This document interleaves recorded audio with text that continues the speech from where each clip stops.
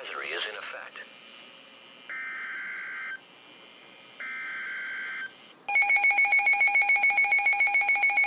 I think this might repeat over here. Rainfall amount of 4 to 7 inches across most of Vermont and the eastern slopes of the Adirondack.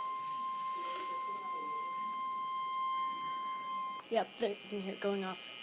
The National Weather Service in Burlington has issued a flood warning for the East Branch Ausable River at Ausable Forks. From this evening to late Monday night, or until the warning is canceled.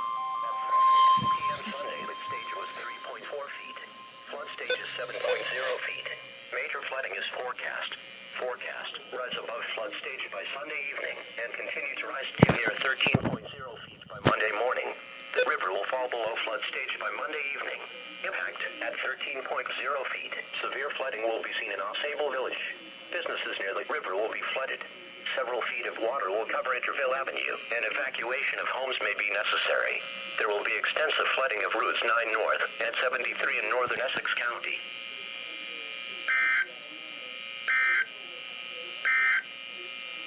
Now the